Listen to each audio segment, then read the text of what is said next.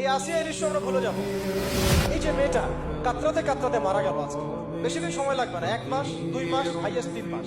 এর আগেও বহু ইস্যু আমরা এসেছে ভুলে গেছি, একটার পর একটা এসেছে, একটার পর একটা ভুলে গেছি।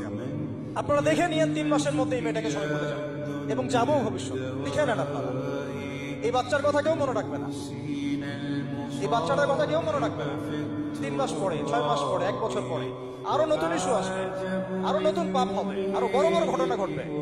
এরপরে মানুষ এই বাচ্চাটাকে ভুলে যাবে। এই বাচ্চাটাকে তার মৃত্যু যন্ত্রণা বলতে পারবে, সম্মানহানি বলতে পারবে, তার পিতা মাতাকে বলতে পারবে।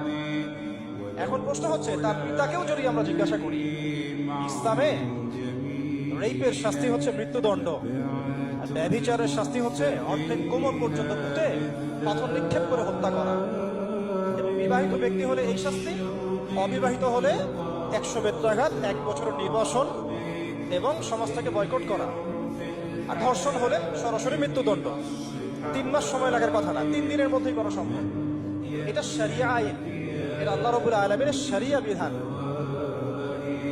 এখন তারাও কি এটাতে রাজি হবে? যারা শোক প্রকাশ করছেন তারা কি এই বিধানটা কার্যকর করতে রাজি হবে? ধর্ষককে সবার সামনে প্রকাশ্যে মৃত্যুদণ্ড দেওয়া হোক, শরিয়া আইন কার্যকর করা হোক, রাজি হবেন না। কারণ আপনারা বলবেন এটা করতে গেলে বাংলাদেশ নাকি মৌলবাদী রাষ্ট্র হয়ে যাবে। তো সমস্যার গোড়ায় আপনারা যেতে চান না, ডালপালা নিয়ে নাড়াচাড়া করেন।